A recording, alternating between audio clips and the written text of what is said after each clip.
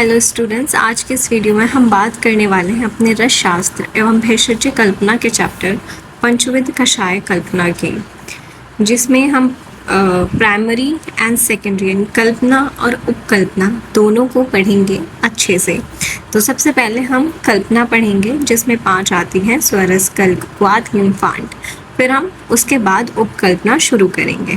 ठीक है, तो सबसे पहले सामान्य परिचय देख लेते हैं कि भेषज निर्माण की वह कला जिसके द्वारा किसी भी औषध द्रव्य को रोगी के उपयोग योग्य, सुग्राह्य और वीर्यवान स्वरूप में परिवर्तित किया जाता है, उसे भेषज कल्पना कहा जाता है। आचार्य चरक ने चिकित्सा चतुष्पाद में भेषज को द्वितीय स्थान दिया है। रस, गुण, वीर्य, विपाक को शरीर में प्रविष्ट कराने के लिए प्राथमिक अवस्था में 5 मूल स्वरूप कल्पित किए गए हैं, जिन्हें पंचविध कषाय कल्पना कहा जाता है। तो ये वाला श्लोक याद कर लेंगे। ठीक है, आई ही लिख देती हूँ मैं। ठीक है, इम्पोर्टेंट है। पंचविध कषाय कल्पनम इति तद्यथा स्वरस, कल्क, श्रुत, शीत, फाणत, कषाय च इति। ठीक है, तो इन्हें क्या कहा जाता है? प्राथमिक भेषज रूप यानी प्राइमरी डोजेज फॉर्म्स माना जाता है, क्योंकि आगामी सभी गौण कल्पनाएं जैसे घृत, तेल, आसव, अरिष्ट, वटी आदि इन्हीं 5 विधाओं पर आश्रित होती है। ये वाली चीज़ इंपॉर्टेंट याद रखेंगे कि बल किसका बढ़ता है, कैसे कैसे कम होता है। तो इसमें सबसे पहले क्रमशः सबसे ज़्यादा स्वरस का बल होता है, फिर कल्क, क्वाथ, हिम, फांट यानी फांट का बल सबसे कम होता है, वो सबसे ज़्यादा लघु या मंदवीर्य होता है, जबकि स्वरस सबसे ज़्यादा बलवान होता है। ठीक है, और गुरु होता है।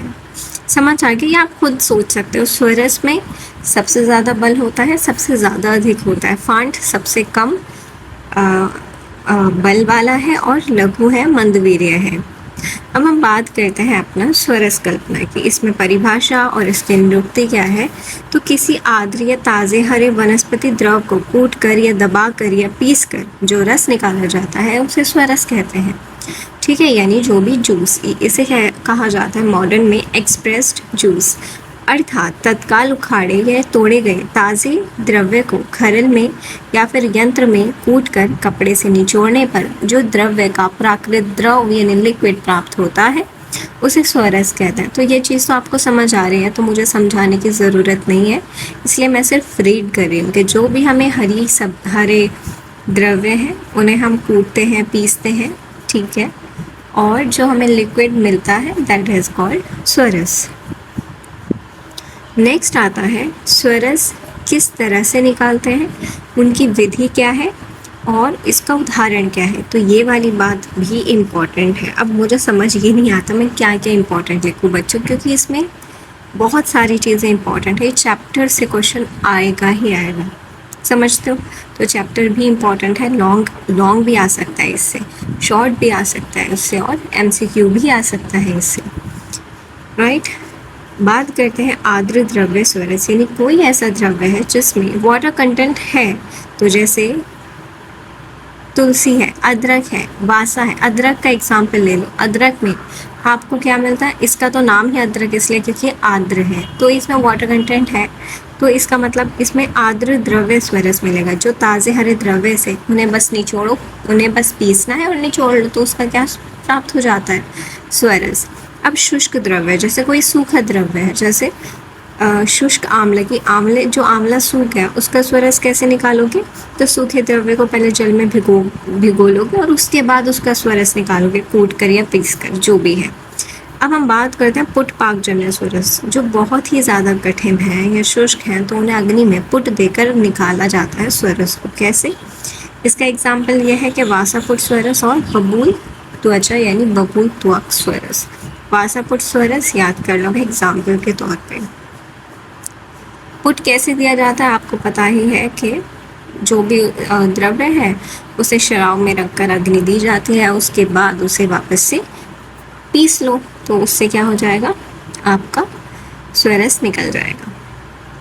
अब इसमें निर्माण विधि क्या है, अब देखते हैं। सबसे पहले सामान्य विधि, ताज़ा स्वच्छ औषध द्रव्य जैसे तुलसी पत्र को अच्छी तरह धोकर ओखली या खरल में कूट कर पल्प बना लिया जाता है। अब इस पल्प को एक सूती कपड़े में रखकर हाथों से बलपूर्वक निचोड़ा जाता है, जिसका प्राप्त जो हमें मिलता है लिक्विड, दैट इज कॉल्ड स्वरस।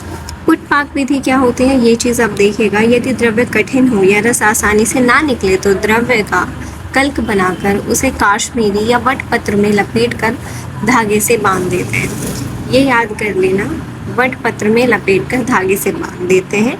इसके ऊपर 1 अंगुल मोटी मिट्टी की लेप लगाकर सुखाते हैं। फिर इसे गोमे यानी कि उपलों की अग्नि दी जाती है तब तक के जब तक के मिट्टी लाल ना हो जाए। इसके बाद निकाल कर कपड़े से निचोड़कर रस प्राप्त किया जाता है।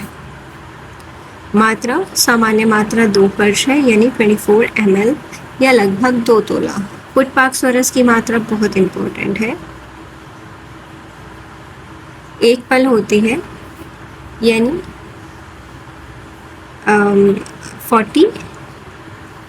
48 ml है, क्योंकि अग्नि के संपर्क में थोड़ा मंद वीर्य हो जाता है। ये क्वेश्चन PYQ में भी आ चुका है, ठीक है, तो इसीलिए इसे याद करना और भी ज़्यादा इम्पोर्टेंट है। नेक्स्ट आता है मुख्य सिद्धांत, यंत्र और उपकरण। इसमें क्या क्या प्रिंसिपल्स लगे और इंस्ट्रूमेंट कौन कौन से यूज हैं। तो इसका सिद्धांत क्या है, यांत्रिक दबाव मैकेनिकल एक्सप्रेशन के द्वारा प्लांट सेल को तोड़कर और उसे इंट्रासेलुलर फ्लूइड तथा उसके यानी सिर्फ इसका सिद्धांत ये है कि उसे हम प्रेशर लगाकर, फोर्स लगाकर दबाते हैं जिससे उसका जूस निकल आता है। उपकरण क्या यूज़ करते हैं, उलूखल यंत्र या फिर सिलबट्टा या फिर और सूती वस्त्र, यानी उसे निचोड़ने के लिए। अब लार्ज स्केल पर करते हो तो hydraulic juice press, screw extractor, industrial blender. एक याद कर लो, ये याद कर लो, हाइड्रोलिक जूस प्रेस याद हो गया। इसके बाद इसमें प्रक्षेप द्रव्य क्या होते हैं और उसका नियम क्या है। यदि स्वरस में मधु, घृत, चीनी, गुड़, क्षार या चूर्ण मिलाना हो तो उसकी मात्रा शांगधर के अनुसार निम्नवत है। मधु, शर्करा और गुड़ की मात्रा स्वरस का 1/4 भाग लेना चाहिए। जीरक, लवण, कल्क, चूर्ण या क्षार 1 क्षाण यानी 3 ग्राम लेना चाहिए। अब सिद्धि लक्षण देखते हैं, जो कि बहुत ज़्यादा इजी है कि इसमें जो स्वरस है उसमें वर्ण, गंध और स्वाद बना रहना चाहिए। अवांछित रेशे या मलबा, जो हमारे रेशे नहीं होने, कोई भी उसमें सॉलिड पार्टिकल ना हो, सिर्फ लिक्विड हो। संग्रहण के लिए इसे एक तो फ्रेशली यूज़ किया जाना चाहिए, और अगर हमें इसे रखना है तो कांच के या स्टेनलेस स्टील के पात्र में सुरक्षित रखा जाता है। स्वीर्यता अवधि से सदोभुक्त यानी तत्काल ही इसका उपयोग कर लेना चाहिए। आधुनिक नियम के अनुसार अगर आपको इसे प्रिजर्व करना है तो सोडियम बेंजोएट डालकर आप इसे प्रिजर्व कर सकते हो, जिसकी अवधि 1 साल तक होती है। आधुनिक परिप्रेक्ष्य यानी इसमें मॉडर्न क्या है, मॉडर्न में इसे कहा जाता है एक्सप्रेस जूस या फिर फ्लूइड एक्सट्रैक्ट। इसमें पौधों के थर्मोलेबल यानी हीट लेबाइल विटामिन्स और एंजाइम्स होते हैं, सुरक्षित रहते हैं। क्यों, क्योंकि विटामिन सी, देखो ये चीज़ समझो, एक्सप्रेस जूस है, इसमें कोई हीट का इन्वॉल्वमेंट नहीं हो रहा, अग्नि आपको डायरेक्ट दी जा रही है, नहीं दी जा रही है ना, तो उस वजह से यहाँ पर विटामिन सी, क्योंकि आपको पता ही है हीट अनस्टेबल है, अगर आप उसे अग्नि दोगे तो वो ख़त्म हो जाएगा, नष्ट हो जाएगा। तो जैसे विटामिन सी है, इस तरह के जो भी ऐसे हैं जो हीट से नष्ट हो जाते हैं वो यहाँ पर एकदम सुरक्षित रहते हैं। वोलेटाइल ऑयल्स हैं, विटामिन सी है, जो ज़्यादा हीट से नष्ट हो जाते हैं, वो यहाँ पर एकदम सुरक्षित रहते हैं। तो अभी यहाँ पर हमने पढ़ा स्वरस कल्पना। नेक्स्ट हम बात करते हैं कल्क कल्पना। स्वरस कल्क को कल्क अब हम पढ़ेंगे। परिभाषा एवं निरुक्ति। तो द्रव्य को पीसकर बनाई गई पिंडी या फिर गीली लुगदी। तो है सिर्फ पिंडी याद रखना कि जो पिंड बनाया जाता है, पिंड याद रखो। देखो जैसे श्लोक में भी पिंड लिखा है, तो जो पिंड द्रव्य को पीसकर जो कि पिंड बनाया जाता है, दैट इज नोन एज कल्क। ठीक है, अर्थात हरे या सूखे द्रव्य को जल के साथ पीसकर या जो आर्द्र द्रव्य है उसे सिलबट्टे पे पीसकर या खरल में पीसकर जो पिंड यानी पेस्ट तैयार किया जाता है उसे कल्प कहते हैं। इसे प्रक्षेप या आवाप भी कहा जाता है, याद कर लेंगे। ठीक है, आपसे ना पर्याय भी पूछ सकते हैं, तो इस चैप्टर को तो बिल्कुल भी हल्के में लेना ही नहीं है, हर एक लाइन इसकी इंपॉर्टेंट है, ठीक है। वर्गीकरण एवं उदाहरण क्या है इसके? आर्द्र द्रव्य कल्क और शुष्क द्रव्य। आर्द्र जैसे ताज़ी जड़ी बूटी को बिना जल या आंशिक जल के पीसना, जैसे नींबू कल्क, लहसुन कल्क। लहसुन में जब आप लहसुन की चटनी करते हो तो आपको पानी की ज़रूरत ही नहीं पड़ती है, बिकॉज उसमें भी खुद का वाटर कंटेंट होता है जो कि सफिशिएंट है उसको पेस्ट बनाने के लिए। शुष्क द्रव्य सूखे चूर्ण में समान मात्रा में जल मिलाकर पीसना और उसका पेस्ट बनाना। फॉर एग्जाम्पल त्रिफला कल्क, अगर आपको त्रिफला को कूटना है तो उसमें सामान्य ही मात्रा में जल मिलाना पड़ेगा, तभी उसका पेस्ट बनेगा, क्योंकि वो शुष्क द्रव्य है। तो नेक्स्ट देखते हैं मात्रा और निर्माण विधि। मात्रा इसकी 1 कर्ष होती है, यानी 12 ग्राम। इसकी विधि सेम वैसे ही है, औषध को कूट कर बारीक कर लो, चूर्ण बना लो। अगर द्रव्य सूखा है तो उसमें आवश्यकता अनुसार जल मिलाकर उसे सिलबट्टे पर पीस लो, सिल यानी शीला पर पीस लो और फिर पिंड बना लो। प्रक्षेप द्रव्य क्या है? कल्प में अन्य द्रव्य मिलाने का शास्त्रीय नियम इस प्रकार है कि मधु, घृत और तेल को डबल, कल्प की मात्रा का डबल अर्थात 24 ग्राम्स, शर्करा और गुड़ कल की मात्रा के समान अर्थात 12 ग्राम, द्रव पदार्थ कल की मात्रा का चतुर्गुण यानी 4 टाइम्स। याद हो जाएगा। यंत्र क्या यूज़ होता है इसमें? सिलबट्टा, खरल यूज़ करते हो। बड़े पैमाने पर मैकेनिकल पल्पर, या एक याद कर लो बस, कोलॉइड मिल, एक याद कर लो, जो भी अच्छा लग रहा है। सिद्धि लक्षण क्या होगा? स्पर्श करने पर पिंड पूर्णतः चिकना हो और उसमें खड़े कर ना बचे, यानी ऐसा ना लगे कि ये कहीं तो बारीक पेस्ट है, कहीं पे आपको हाथ में सॉलिड कंकर आ रहे हैं, तो इस तरह नहीं होना चाहिए, एकदम होमोजीनियस पेस्ट होना चाहिए। संग्रहण और शेल्फ लाइफ इसका भी सदुपयोग करना चाहिए, यानी जैसा बना वैसे ही उपयोग कर लो। बनाने के 2 घंटे के भीतर इसका प्रयोग हो जाना चाहिए। आधुनिक पैकेजिंग में ऑइंटमेंट ट्यूब या जार में प्रिजर्वेटिव डालकर 2-3 महीने तक सुरक्षित रखा जा सकता है। आधुनिक परिप्रेक्ष्य क्या है? इसे आधुनिक चिकित्सा में पोल्टिस या हर्बल पेस्ट कहा जाता है, एंड इसका प्रयोग ओरल या फिर टॉपिकल एप्लीकेशन दोनों के रूप में किया जाता है। नेक्स्ट हम बात करते हैं क्वाथ कल्पना की, जिसे कहा जाता है श्रित कल्पना। क्वाथ की परिभाषा: औषध द्रव्य को जल के साथ उबालकर चतुर्थांश शेष रहने तक पकाए गए छान पूत द्रव को क्वाथ कहते हैं। यानी ये चीज़ याद करना इम्पोर्टेंट है कि 1/4 शेष रहने पर, देखो कोई हमने औषध द्रव्य लिया, उसे जल में डाला और उसे उबाला। कब तक उबाला? जब तक कि वो 1/4 उसका जल नहीं रह जाता, और फिर उसे छान लेते हैं और जो हमें द्रव मिलता है दैट इज़ क्वाथ। जल निर्धारण एवं शेष मात्रा नियम, ये चीज़ याद रखना इम्पॉर्टेंट है। ये बोल रहे हैं कि द्रव्य की प्रकृति कठिनता के आधार पर जल की मात्रा निर्धारित की जाती है। सॉफ्ट द्रव्य है तो 4 गुना जल ले लेंगे, मध्यम है तो 8 गुना जल, कठिन द्रव्य है तो 16 गुना जल लिया जाता है। ठीक है। सामान्य नियम आचार्य शारंगधर द्रव्य भार के अनुसार 1 कर्ष से 1 पल तक, अगर ये वेट के अकॉर्डिंग है कि अगर द्रव्य 1 कर्ष से 1 पल है तो उसमें 16 गुना पानी लिया जाएगा, और चतुर्थांश तक शेष तो रहेगा ही।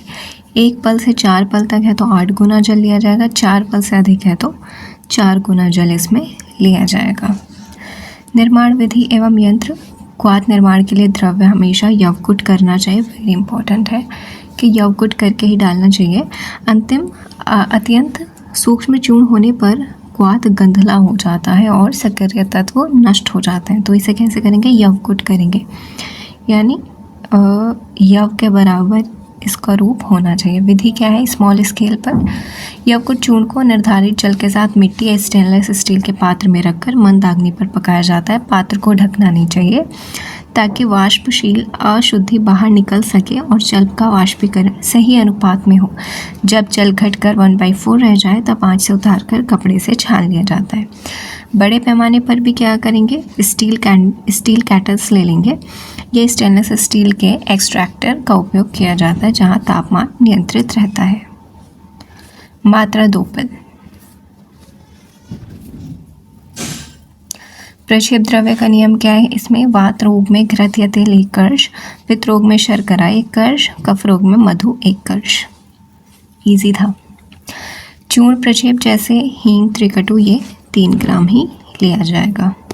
सिद्धि लक्षण द्रव का गाढ़ा होना, द्रव्य में विशेष गंध वर्ण आ जाना और निर्धारित अंश ही शेष रहना। संग्रहण कैसे करेंगे, इसे 12 घंटे के अंदर अंदर प्रयोग कर लेना चाहिए। आधुनिक अवधि अगर उसे प्रिजर्वेटिव्स के साथ प्रिजर्व किया जाए तो 1 साल तक मान्य है। आधुनिक परिप्रेक्ष्य डिकॉक्शन इसे कहा जाता है।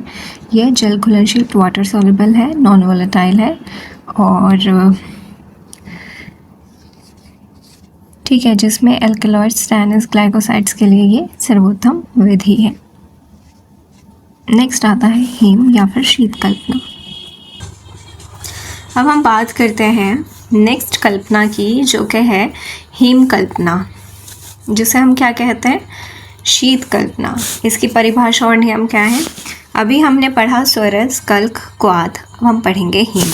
चलिए परिभाषा देखते हैं। जैसे नाम से ही पता चल रहा है, हेम का मतलब होता है ठंडा, शीत। ठीक है, तीव्र उष्णता से नष्ट होने वाले रसायनों की रक्षा के लिए द्रव्य को रात भर ठंडे जल में भिगोकर जो कल्पना तैयार की जाती है उसे हेम कहते हैं। यानी ये उनके लिए है कि जिनका अगर हम क्वाथ बनाएंगे, जिन्हें हम हाई टेम्परेचर देंगे तो उससे उनके जो केमिकल कॉन्स्टिट्यूएंट हैं वो नष्ट हो सकते हैं। तो ऐसे द्रव्यों को हम रात भर ठंडे जल में भिगोकर रखते हैं, जिससे जो उसका सार है तो वो पानी में आ जाता है बिना किसी हीट दिए। तो उसे ही हम क्या कहते हैं, हेम कल्पना। ठीक है, तो अर्थात एक पल यानी 48 ग्राम यवकुट औषध को 6 गुना जल में, ठीक है, इसमें याद कर लेना कि कितना इन्होंने रेशियो बताया है, 6 गुना जल में रात भर के लिए भिगोकर रख दिया जाता है। प्रातःकाल उसे हाथ से मथ कर छान लिया जाता है। इम्पॉर्टेंट बात है, अंडरलाइन कर दिया है। तो 6 गुना जल लोगे, उसे पानी में डालकर रख दोगे पूरी रात के लिए और सुबह उठकर उसे हाथ से मथ कर छान लोगे और जो आपको द्रव यानी लिक्विड मिलेगा दैट इज़ कॉल्ड हेम। इसका उदाहरण क्या है, धान्यक हेम और सारिवा हेम या फिर चंदन हेम। तो धान्यक हेम दाह, तृष्णा और अंतर्दाह नाशक होता है और सारिवा और चंदन मूत्रदाह और पित्तज विकारों में प्रयुक्त होता है। मेरी एक फ्रेंड थी, उसने मुझे बताया कि उसे कुछ प्रॉब्लम थी, अभी एग्जैक्ट मुझे प्रॉब्लम तो याद नहीं आ रही, तो उसके शायद जॉइंट्स में पेन था आई थिंक, उसकी मम्मी के, और उसे भी वही दिक्कत है। तो वो कहती है कि मम्मी और मैंने दोनों ने धनिया रात को भिगो के हम रखते थे, जो धनिया होता है गोल वाला, और फिर सुबह को उसे पिया करते थे, तो उससे बहुत आराम उन्हें मिला। तो वो क्या कल्पना कहलाएगी, हेम कल्पना कहलाएगी। तो होता है धान्यक हेम। मात्रा इसका क्या होता है, 2 पल। निर्माण सिद्धांत एवं उपकरण क्या होता है, सिद्धांत आपको पता चल ही गया है। इसमें क्या है, कोल्ड मैसरेशन, ठीक है। तो यह प्रक्रिया उन वनस्पतियों के लिए अपनाई जाती है जिनमें वोलेटाइल ऑयल गर्म करने पर नष्ट हो जाते हैं, ठीक है। तो इसमें उपकरण क्या यूज़ करोगे, कोई भी एक बर्तन जिसमें आप भिगो के रख सको। तो मिट्टी का घड़ा जो कि हमारे यहाँ पर यूज़ किया जाता है, या फिर कांच का पात्र, और बड़े पैमाने पर मैसरेटर टैंक या फिर स्टिरर्स यूज़ किया जाता है, ठीक है। आपसे इतना तो नहीं पूछता, ये आप लिख के आ सकते हो कि सिद्धांत क्या है, उपकरण क्या है। नेक्स्ट हम बात करते हैं सिद्धि लक्षण और उसके स्टोरेज की। सिद्धि लक्षण क्या है कि रूप, रस और गंध हो जानी चाहिए औषध की तरह। रूप का मतलब रंग, रस का मतलब आ जाता है कि उसमें रस उसी की तरह आ जाए और उसमें गंध आने लगे, जैसे हमने धनिया का बनाया तो धनिया के जैसा उसमें स्मेल आ जाए। शेल्फ लाइफ इसकी 12 घंटे होती है, यानी जल्दी से जल्दी इसका यूज़ करना चाहिए। आधुनिक परिप्रेक्ष्य, मॉडर्न एस्पेक्ट, इसमें कहा जाता है कोल्ड इन्फ्यूज़न, ठीक है। मुख्यतः पित्तशामक या शीतवीर्य औषधियों के लिए प्रयुक्त सर्वथा निरापद विद्या है, ठीक है। किसके लिए यूज़ किया जाता है, पित्तशामक, और वो जो शीतवीर्य औषध है। फांड कल्पना की बात करते हैं तो इसे कहा जाता है हॉट इन्फ्यूज़न, इसे कहा गया है कोल्ड इन्फ्यूज़न। परिभाषा और स्वरूप क्या है कि उबलते हुए तप्त जल में द्रव्य को चूर्ण डालकर तुरंत मत कर तैयार किए जाने वाली विधिया फांट कहलाती है। समझ रहे हो कि उबलते हुए जल में द्रव्य का चूर्ण डालकर और उसे मथ लो, फिर उसके बाद जो आपको द्रव प्राप्त होता है that is known as font. इसमें बोल रहे हैं कि एक पल या कुछ करेंगे द्रव्य को और उसे 4 गुना, उसमें था 6 गुना, इसमें 4 गुना उबलते हुए गर्म जल में डाल दिया जाता है। पात्र को आंच से नीचे उतारकर ढक देते हैं और फिर उसे हाथों से मथकर छान लिया जाता है। इसे चूर्ण द्रव कहा जाता है। समझ रहे हो? सबसे पहले इन्होंने 1 पल क्या लिया, यवकुट द्रव्य लिया है, उसे 4 गुना पानी में डाला, फिर पात्र को आंच से नीचे उतार दिया और उसे ढक दिया, ठीक है, और उसके बाद ठंडा होने पर उसे मथकर छान लिया जाता है। इसे चूर्ण द्रव भी कहते हैं। इसका उदाहरण यष्टि मधु फांट, सुदर्शन फांट या फिर चाय और कॉफ़ी। यष्टि मधु फांट याद कर लेना, कंठ और खांसी में यूज़ होता है। सुदर्शन फांट ज्वर में, जो कि आप 3rd ईयर में पढ़ोगे, ठीक है। तो यहाँ पर अभी याद होगा भी नहीं, तो यहाँ पे याद करो भी मत। यहाँ पर यष्टि मधु आपके काम आता है ना द्रव्य गुण में, तो ये याद कर लो। चाय और कॉफ़ी जो कि हम डेली, आपको पता ही है कि डेली हम जो पैकेट वाली नहीं आती, वो जिससे हम डुबो देते हैं, ठीक है, 2-3 बार डिप करो और फिर पियो, तो वो वाली चाय कॉफ़ी के लिए यहाँ पर कहा गया है। तो वो क्या है, वो फांट कल्पना है। जो चाय हम घर पे पत्ती या चीनी डाल के बनाते हैं वो किस में आएगी, वो क्वाथ कल्पना में आएगी। समझते हो? चलिए, मात्रा 2 पल। निर्माण विधि एवं प्रक्षेप मात्रा। जल को पूर्णतः उबालें, आंच बंद कर पात्र में यवकुट चूर्ण डालें, पात्र ढक दें ताकि वाष्पशील तत्व बाहर ना जाएं। फिर 10 से 15 मिनट जब वो ठंडा हो जाए तो उसे छान लें और उसे पी लें। प्रक्षेप नियम क्या है कि फांट में चीनी या खंड मिलाने की मात्रा कल्क के समान द्रव्य भार की 1/4 हितकर मानी गई है, ठीक है। यंत्र क्या यूज़ करते हैं, इंसुलेटेड बीकर, यानी जिसमें हमारा वॉलेटाइल जो हमारे वेपर्स हैं वो बाहर ना जाए। इन्फ्यूज़न पॉट, बड़े पैमाने पर infusion vessels, filter presses use करते हैं। शेल्फ लाइफ सद्य उपयोग, यानी एकदम बनाओ एकदम उपयोग कर लो। Tea formulation, hot infusion. आज के समय में इन्फ्यूज़न बैग्स, ठीक है, जैसे ग्रीन टी बैग्स आते हैं, वो इसी सिद्धांत पर काम करते हैं। अब हम इसमें तुलनात्मक सारिणी, ठीक है, तुलनात्मक तालिका, समरी क्या है इसमें जो हम देख सकते हैं। सबसे पहले यहाँ पर क्या क्या लिखा है वो देख लो।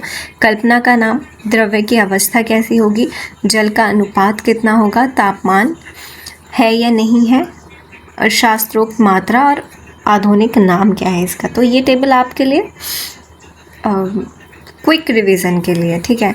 तो स्वरस देखो, स्वरस द्रव्य अवस्था आर्द्र होती है, जल का अनुपात 0 है क्योंकि इसमें नेचुरली रस होता है। तापमान कोई अग्नि नहीं है। शास्त्रोक्त मात्रा 2 कर्ष है, 24 है, और अगर वो स्वरस पुटपाक है तो 48 हो जाती है। इसका नाम है एक्सप्रेस जूस। कल्क होता है आर्द्र या शुष्क हो सकता है, ठीक है, दोनों के लिए।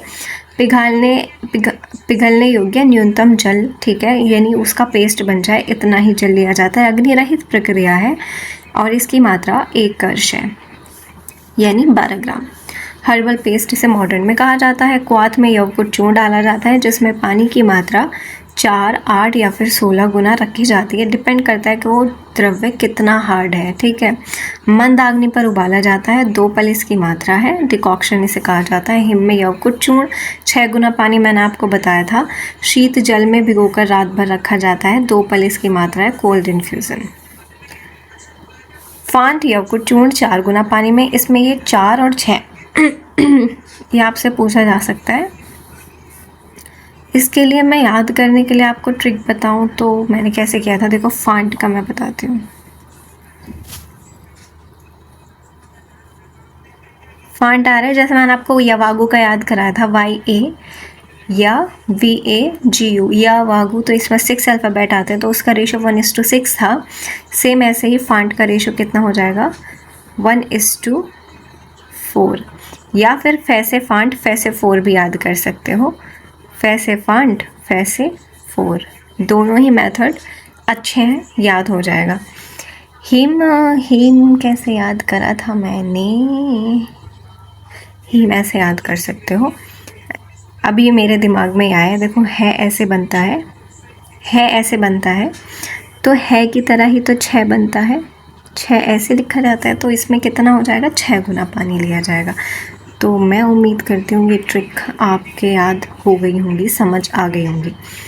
अब हम बात करते हैं कल्पना के बाद उपकल्पना की। ठीक है, कल्क की उपकल्पना क्या होती है, चूर्ण कल्पना होती है। अब इसकी परिभाषा और इसका वर्गीकरण देखते हैं। अत्यंत सूखे हुए औषध द्रव्य को खरल, उलूखल और मैकेनिकल ग्राइंडर में कूट पीस कर वस्त्र से छान कर जो सूक्ष्म रूप प्राप्त किया जाता है उसे चूर्ण कहते हैं। इसे कल्क की उपकल्पना माना जाता है, क्योंकि कल्क में आर्द्र द्रव्य पीसे जाते हैं और चूर्ण में शुष्क द्रव्य।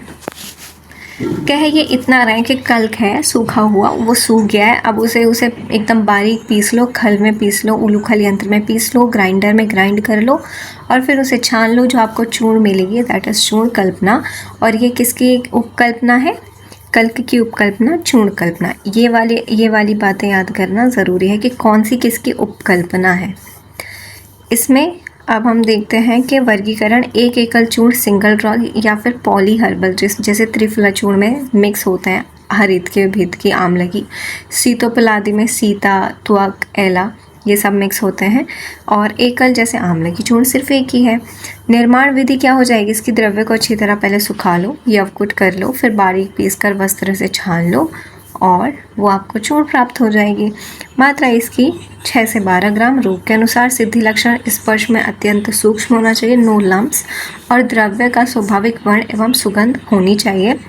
शेल्फ इसमें बढ़ जाती है, शेल्फ लाइफ, जो कि 2 साल है।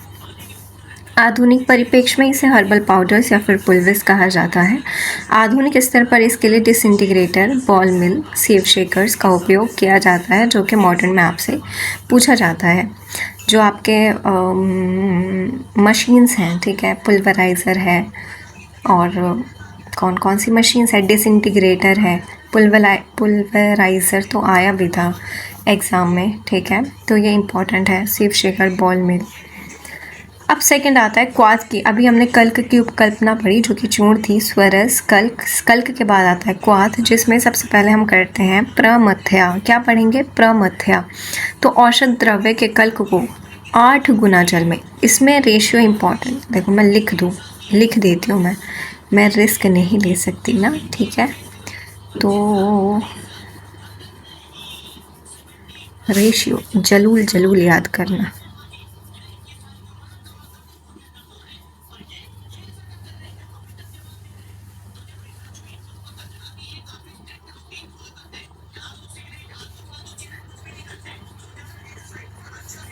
ठीक है, तो रेशियो जलूल याद आपको करना है। प्रमथ्या में इन्होंने रेशियो कितना बताया है, एक बार देख लेंगे। 8 गुना जल में कितना रेशियो बताया है, 8 गुना। अगर 1 भाग औषध है तो उससे कितना गुना जल लेना है, 8 गुना जल लेना है। जब पकाकर वो 1/4 शेष रह जाए तो उसे प्रमथ्या कहा जाता है। इसका काम क्या है, दीपन और पाचन गुणों से युक्त होता है। इसकी मात्रा 1 पर ली जाती है और इसका उदाहरण मुस्तक आदि प्रमथ्या अतिसारनाशक। इसे याद करने के लिए मैं आपको बताती हूँ मैंने किस तरह से इसका रेशियो याद किया था। देखो रेशियो आता है एग्ज़ाम में और मैं हूँ बिल्कुल कि ट्रिक से याद करती हूँ। प्र प्लस मथ्या मैंने ऐसे याद किया था, तो आप समझो प्र प्लस मथ्या ऐसे ही लिखा जाएगा ना, प्रमथ्या, ठीक है। तो प्रा से एक आ जाएगा प और र, तो इसमें कितने अल्फ़ाबेट आ जाते हैं, टोटल 2, और इसमें 1 2 3 4 5 6, तो 2 और 6 कितना हो जाएगा, 8 हो जाएगा। तो इसका रेशियो कितना हो जाएगा, इसका रेशियो कितना हो जाएगा, 1:8 का रेशियो यहाँ पर हो जाएगा। मैंने इस तरह से याद किया था, आपको समझ आ रहा है तो इस तरह से याद करो कि प्रा प्लस मथ्या, प्रा में 2 आ जाएगा, मथ्या में 6 आ जाते हैं, तो टोटल अल्फ़ाबेट हो जाता है 8। तो इसमें कितना रेशियो रहता है, 1:8 का रेशियो रहता है। सेकंड इसमें हम पढ़ते हैं पान्य कल्पना, जो कि किसकी ही उपकल्पना है, क्वाथ की ही उपकल्पना हम पढ़ रहे हैं। सबसे पहले प्रमथ्या, फिर पान्य। पान्य क्या होता है, तृष्णा को शांत करने के लिए औषध द्रव्य को, यवकुट को 64, इसमें जल की मात्रा कितनी है, 64 में उबाल कर आधा शेष रहने तक पकाया जाता है, ठीक है।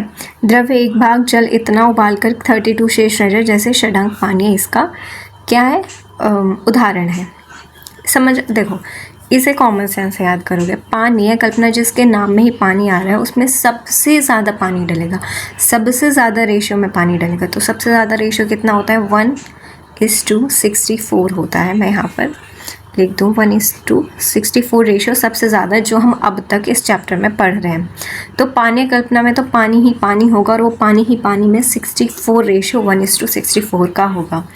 उष्णोदक की बात करते हैं। उष्णोदक प्राकृतिक जल को उबालकर जब उसका पानी 1/4, 1/2 या 3/4 भाग उड़ जाए और शेष बचे, उसे उष्णोदक कहा जाता है। ये कफ, वात शामक और अग्नि प्रदीपक होता है। देखो इसमें ये जो है ना, ये इन्होंने विकार के हिसाब से कहा कि कफज में कितना, पित्तज में कितना, वातज में कितना। ठीक है, तो सबसे पहले देख लो, कफज विकार में 1/4 शेष रह जाता है, यानी 3/4 उड़ जाएगा। तो ये किसके लिए है? लघु, कफनाशक और आम पाचन के लिए। पित्तज विकार में 1/2 उड़ जाएगा, 1/2 ही शेष रह जाएगा, ये पित्त शामक तृष्णाहार है। वातज विकार में 3/4 शेष, यानी कम ही उड़ेगा, सिर्फ 1/4 ये वात शामक और शोथोशोधक है। तो ये याद करना इजी है, समझ आ रहा है कि 1/4 फिर आधा फिर 3/4, ईजी था, याद कर लेंगे। इम्पॉर्टेंट नहीं लिखती लेकिन याद कर लेना, ठीक है, आ सकता है क्वेश्चन इससे। उष्णोदक। अब आता है क्षीर पाक कल्पना। ये क्या है? क्षीर मतलब दूध है, और पाक करना, औषध द्रव्य को दूध और जल के साथ पकाकर केवल दूध शेष रहने तक उबालना क्षीर पाक कहलाता है। ये तीक्ष्ण औषधियों के वीर्य को सौम्य करने के लिए किया जाता है। ये इम्पॉर्टेंट है,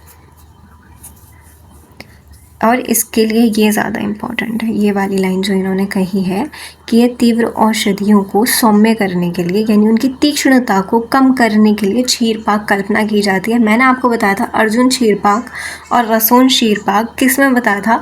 न्यूट्रास्यूटिकल्स में मैंने आपको पढ़ाया था, जहाँ पर मैंने आपको दोनों का यूज़ भी बताया था। ठीक है, औषध द्रव्य को दूध के साथ मिलाकर तब तक पकाया जाता है जब तक कि उसका जलीय अंश ख़त्म नहीं हो जाता, सिर्फ दूध ही दूध बचे। इसमें अनुपात औषध द्रव्य 1 भाग, ये वाला भाग याद रख लेना।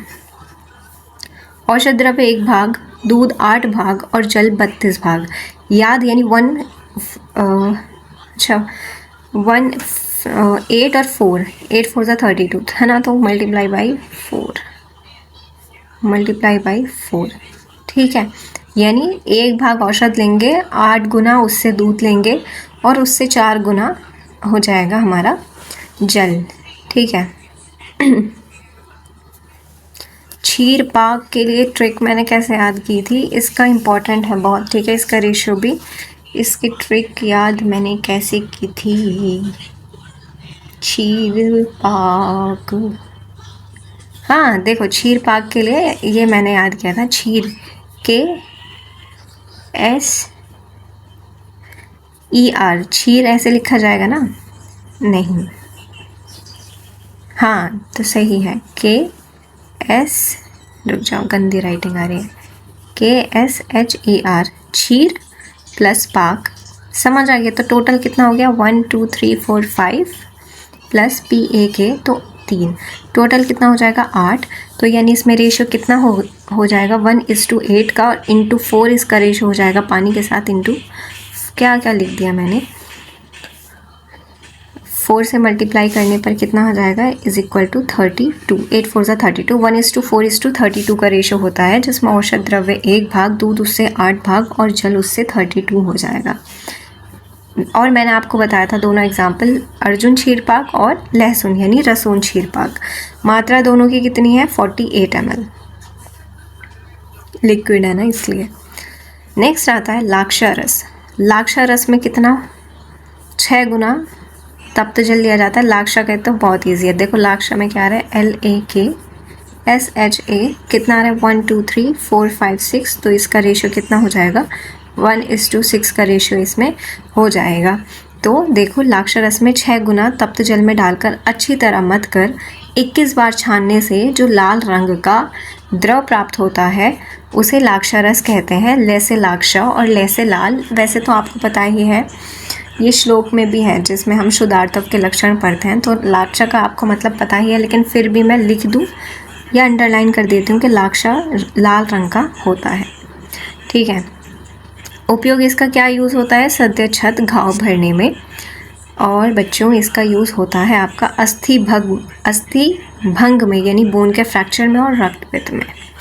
नेक्स्ट आता है मांस रस, जिसमें मांस रस थोड़ा इम्पॉर्टेंट है। स्वच्छ मांस के टुकड़ों को जल और प्रक्षेप द्रव्य जैसे सॉल्ट, जीरा, नमक के साथ उबालकर बनाया गया जो सूप होता है। इसका रेशियो याद कर लेंगे, मांस 1 भाग, जल 4 या 6 भाग, चतुर्थांश शेष रहने तक उबालें। यह परम बल्य, ब्रहण और क्षयनाशक है। देखो इसमें ये नोट्स कंप्लीट नहीं है बच्चों, इसमें जैसे हमने अनुपात पढ़ा था ना, ये 4, 6 और 8 और लिख लो, ठीक है। एक बार आप बुक में देख लेना, लेकिन मैं कैसे यहीं लिखूँ, कहाँ लिखूँ, मैं इधर लिख देती हूँ, ठीक है। ये कह रहे हैं कि इन्होंने देखो यहाँ पर बोला है कि 1 भाग मांस ले लेंगे और उसमें जल 4 या 6 भाग। तो इस तरह समझो, M से मांस, J से जल, मांस 1 होगा, इधर भी मांस 1 होगा, इधर भी मांस 1 होगा, और जल इन्होंने कहा है 1 बार 4, 1 बार 6 और 1 बार 8। मैंने बताया 4, 6 और 8। इसे अब समझो कि अगर आपने मांस तो सबका एक ही भाग है, जल ज़्यादा ले लिया तो ये कैसा हो जाएगा, ये गाढ़ा होगा, ये गाढ़ा होगा, ठीक है। ये क्या होगा, गाढ़ा होगा, ये कम गाढ़ा होगा, ये कम गाढ़ा होगा, और ये क्या होगा, अच्छा गाढ़ा नहीं, घन बोलते हैं ना आयुर्वेद में, घन, ये अधिक घन होगा। देखो अच्छा ऐसे लिख देती हूँ मैं, ये घनता इसकी है ना, ये 3 मैंने लगा दिया तो मतलब ये सबसे ज़्यादा गाढ़ा होगा, ये 2 एरो लगाए मतलब ये कम गाढ़ा होगा, और जिसमें 8 गुना पानी है वो कम गाढ़ा होगा। तो इसमें इस तरह से याद रखोगे, इसका ये रेशियो है 1:4, 1:6, 1:8 का। मांस और जल का, मांस सब में 1 ही है, जल सब में 4, 6, 8 हो गया। तो इसमें घनता सबसे ज़्यादा किसमें होगी, जिसमें कम पानी होगा। 6 गुना पानी डाला तो थोड़ा कम घन होगा, 8 गुना पानी डाल दे तो बहुत ज़्यादा लिक्विड हो जाएगा। नेक्स्ट आता है हिम की उपकल्पनाएं। स्वरस कल्क क्वाथ तक हमने पढ़ लिया, ये F तक। हिम की बात करते हैं जिसमें आता है मंथ।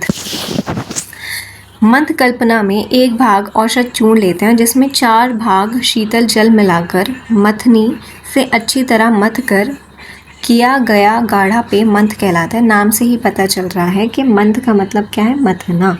तो इसमें 1 भाग औषध चूर्ण और उसमें 4 भाग जल है। तो इसमें फिर से वही इम्पॉर्टेंट है कि कितना, 4 भाग जल, ठीक है, 4 भाग। और हिम कल्पना है तो शीतल जल तो मिलाया ही जाएगा। फॉर एग्जांपल खजूर मंथ, मात्रा 2 पल, ठीक है। उदक कल्पना, उदक का मतलब क्या है, पानी से औषधि में सुगंधित तत्वों को शीतल जल में एक निश्चित समय तक रखना, केवल जल के गुणों को परिवर्तित करना, उदक कल्पना, जैसे चंदन उदक, सुगंध उदक, ठीक है। और पानक कल्पना में बात कर रहे हैं कि पानक देखो, अम्लीय या मधुर फल के रस या गूदे में शर्करा, जल, मरीच, इलायची आदि प्रक्षेप मिलाकर बनाया गया पेय। अम्ल द्रव्य या फिर मधुर फल के जो गूदा है या उसका रस है, उसमें जब हम जल, मरीच, इलायची डालकर उसे जब बनाया जाता है तो दैट इज़ नोन एज पानक कल्पना। इसमें फल मज्जा 1 भाग, जल 8 भाग, शर्करा आवश्यकता अनुसार। फॉर एग्जांपल आम्र पानक, जिसे क्या कहा जाता है, पन्ना, इमली यानी चिंचा, पानक, परूषक पानक या दा प्रशमन, और रुचि क्योंकि खट्टा है ना तो रुचि उत्पन्न कर रहा है, ठीक है, दा का प्रशमन कर रहा है। देखो मैंने इसे याद किया था 1/4। उदक कल्पना में मुझे जहाँ तक याद आ रहा है 6 होता है, ठीक है, इसे मैंने याद किया था। इसकी ट्रिक देखो,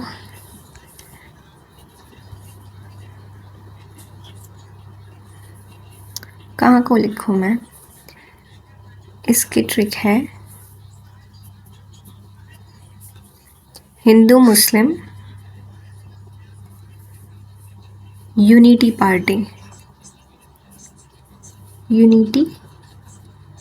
पार्टी। तो अब हिंदू से समझ आएगा हमें कि ये किसके लिए बात हो रही है, हिम की। स्वरस कल्क क्वाथ, हिम की बात हो रही है। मुस्लिम से आ जाएगा मंथ, यू से आ जाएगा उदक, पार्टी से आ जाएगा पानक। देखो समझ आ गया,